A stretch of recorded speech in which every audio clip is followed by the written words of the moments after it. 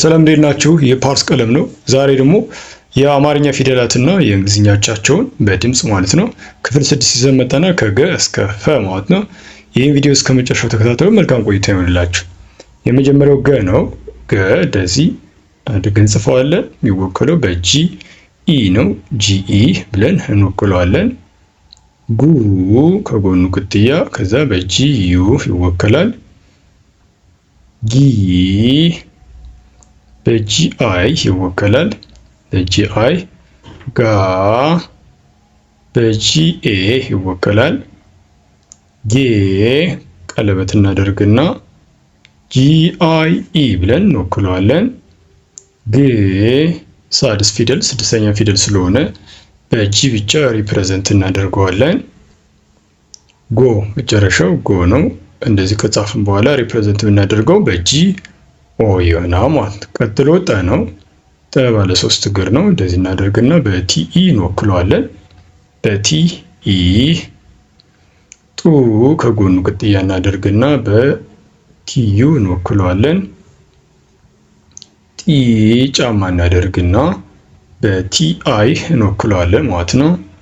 ጣ እግሩን እናሳጥርና በግራ በኩል ቲኤ ብለን ሪፕሬዘንት እናደርገዋለን። ጤ ደግሞ ቀለበት ካደረግን በኋላ በቲአይኢ እንወክለዋለን። ቲአይኢ ጥ ደግሞ ስድስተኛ ድምፅ ስለሆነ ዣንጥላ ቅርጽ ካደረግን በኋላ በቲ ብቻ ሪፕሬዘንት እናደርገዋለን። ቀጥሎ ጨ ነው። ጨ ባለ 3 ቀለበት ነው።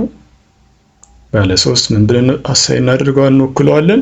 ሲኤችኢ ብለን እንወክለዋለን። ሲኤችኢ ጩ ደግሞ ከጎኑ ቀለበት አለው።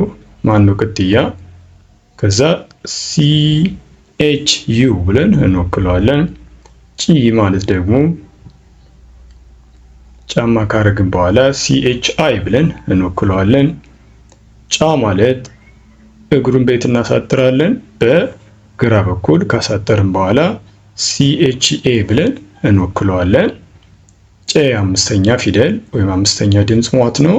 ከጎኑ ቀለበት ካደረግን በኋላ ሲኤችአይኢ ብለን እንወክለዋለን ማለት ነው። ከዛ ጭ ስድስተኛ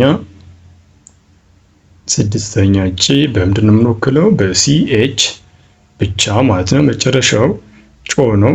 ጮ ደግሞ የምንወክለው እንደዚህ እግሩን ካሳጠርን በቀኝ እግሩን ካሳጠርን በኋላ ሲኤችኦ ብለን እንሰይመዋለን ማለት ዜን ጰ ነው። ጰ ፒኢ ፑ ፒዩ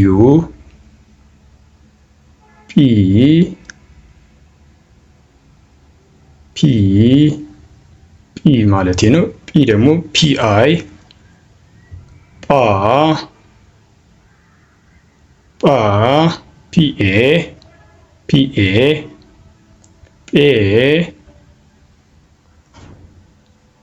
ጴ ደግሞ ፒአይኢ ብለን እንወክላለን።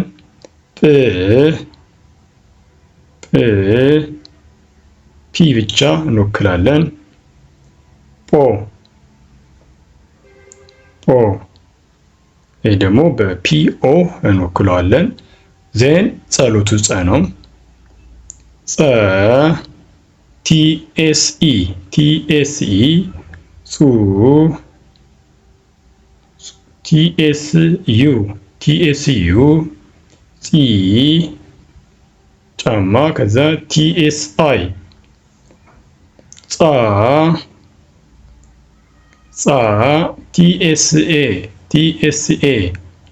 ቲኤስኤ እንላለን።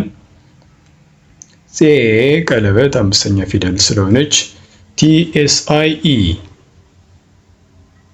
ጽ ብቻውን ቲኤስ ብቻ ደብል ኮንሶናንት ወይም ደግሞ ሁለት ኮንሶናንት ድምጽ ያለው ቲኤስ ብቻውን ስድስተኛ ጽ ማለት ነው። ጾ እግሩ በግራ በቀኝ በኩል ያጥራል። ቲኤስኦ ብለን ጽፈዋለን። መጨረሻው ፈ ነው። ኤፍኢ ፉ ኤፍዩ ፊ ኤፍ አይ ፋ አራተኛ ድምፅ ኤፍ ኤ ፌ አምስተኛ ድምፅ ስለሆነ ቀለበት እናደርግና ኤፍ አይ ኢ እንላለን። ፍ ስድስተኛ ድምፅ ወይም ሳድስ ድምፅ ነው። ኤፍ ብቻውን እንጽፋለን። ዜን መጨረሻው ፎ እንላለን ማለት ነው። ፎ ይሄ ደግሞ እንዴት ነው አሳይ የምናደርገው ሪፕሬዘንት ብናደርገው ኤፍ ኦ ብለን እንወክለዋለን ማለት ነው። የዛሬ አማርኛ ክፍል 6 የእንግሊዝኛና የአማርኛ አቻ ፊደላትን ይመስላል ክፍል 6 ነው። በውስጥ መስመር መማር ቢፈልጉ በ0925318048 ቴሌግራም፣ ኢሞ፣ ዋትስአፕ እንዲሁም ደግሞ የቴሌግራም ቻናል እሱ ጋር ጆይን አድርጋችሁ መማር ትችላላችሁ። በሳምንት 5 ቀን በየቀኑ አንድ ሰዓት እናስተምራለን። ይህ ቪዲዮ እስከመጨረሻው ስለተከታተላችሁት እናመሰግናለን። ባይ